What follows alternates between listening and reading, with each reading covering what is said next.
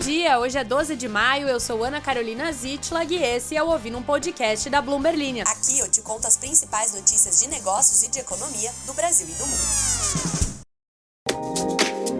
Bom dia! Hoje eu pedi pro meu colega Alan Blanco dar uma ideia de como eu poderia começar esse podcast, pois eu estava esgotada mentalmente depois de ter passado mais horas no trânsito de São Paulo do que dormindo.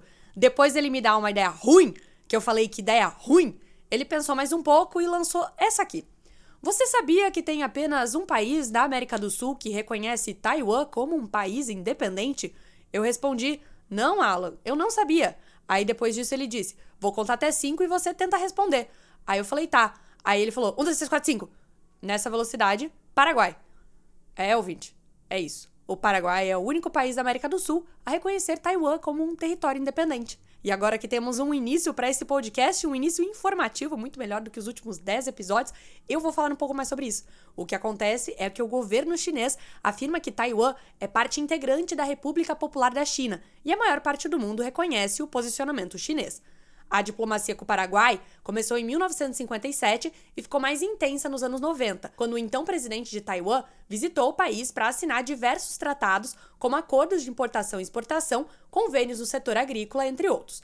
Inclusive, até 1999, existiam acordos que facilitavam a imigração de taiwaneses ao Paraguai, e é justamente por isso que há uma grande concentração de pessoas de origem taiwanesa por lá. Eu não fazia a menor ideia disso. Para os paraguaios, é extremamente vantajoso receber mercadorias de Taiwan. Já para a ilha asiática, o apoio de uma nação é a coisa mais valiosa para a busca de reconhecimento internacional. Embora o Paraguai não seja considerado grande em termos absolutos, o país é atualmente o maior entre os aliados de Taiwan e, por conta disso, enfrentou restrições na exportação de soja e carne bovina para a China. Essa, inclusive, é uma das maiores pautas da oposição política do país, que critica esses laços, alegando que a economia agrícola do país não é compensada o suficiente por Taiwan. Incrível os conhecimentos que Alan Blanco podem trazer para um podcast.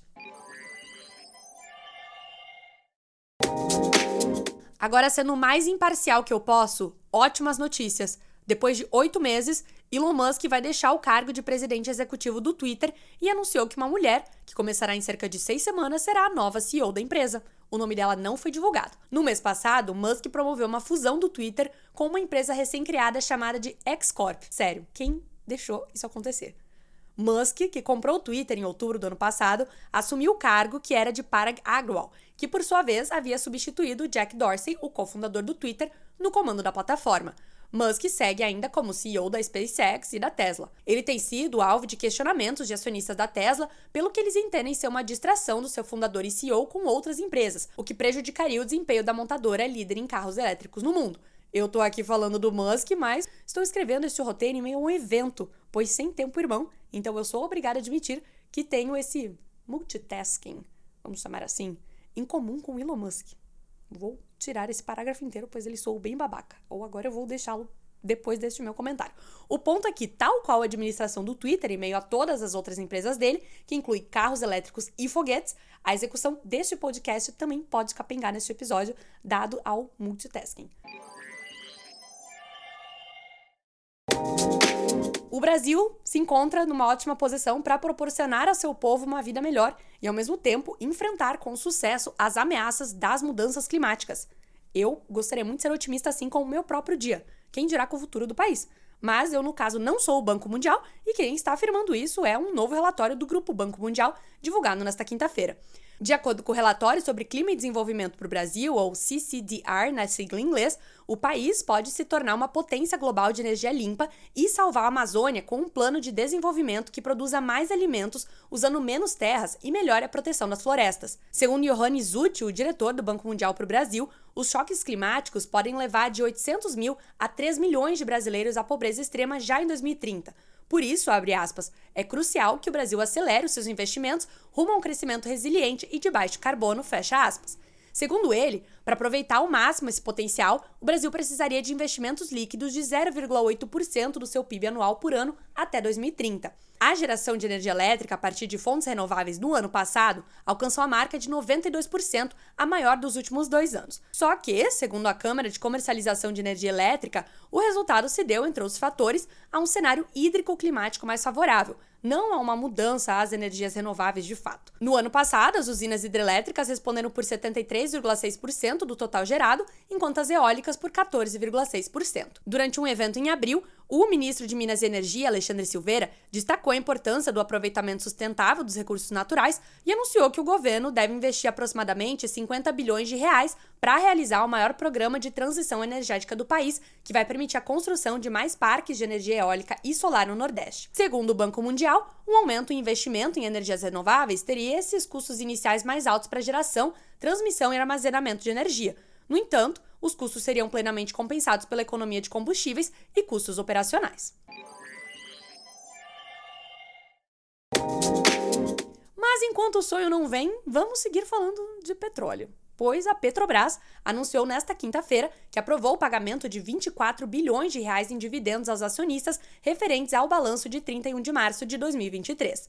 A aprovação acontece mesmo depois das críticas do presidente Luiz Inácio Lula da Silva e de lideranças do Partido dos Trabalhadores à distribuição de elevados proventos aos acionistas da estatal em detrimento da destinação de parte do capital obtido com lucros para reinvestimentos. Então, no caso dos investidores da Petrobras, os sonhos deles se realizaram sim.